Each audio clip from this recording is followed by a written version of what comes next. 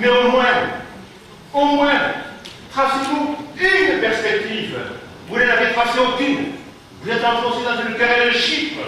Vous n'avez donné pour les Perpignanais qui nous écoutent et qui vont demain à travers la presse nous entendre aucune perspective d'avenir, aucune perspective d'espoir, aucun tracé. Voilà ce que je vous reproche. Monsieur Alduy, je vous propose 3 axes. Le premier axe, c'est de sauvegarder la solidarité de la ville en augmentant massivement les subventions aux associations, en augmentant massivement le rythme de construction de logements, en augmentant de façon importante les crèches et les emplois dédiés aux jeunes des cités. Cet axe, il a été choisi par une ville riche, qui est la ville de Grenoble, où le maire de nos amis, M. Alduy, a expliqué qu'un des piliers de sa prochaine politique, c'était de lutter contre cette crise qui sera d'abord sociale.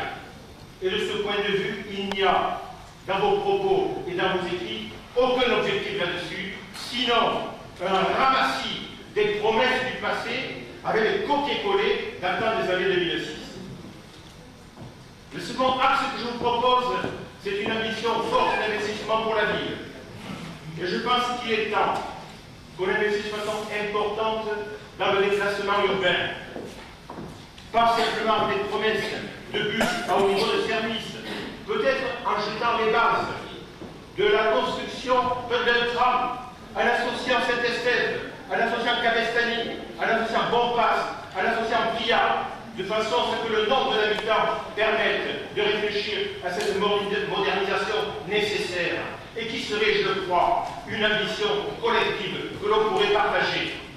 En tout cas, il est important de désengager l'ensemble des quartiers, des rues, des avenues pour permettre ce que Perpignan soit une ville fluide. Vous ne le faites pas, il y a là toute la matière à la fois à rendre un service important à nos concitoyens et à investir dans un grand chantier. Le troisième axe que je vous propose, c'est le soutien à l'emploi.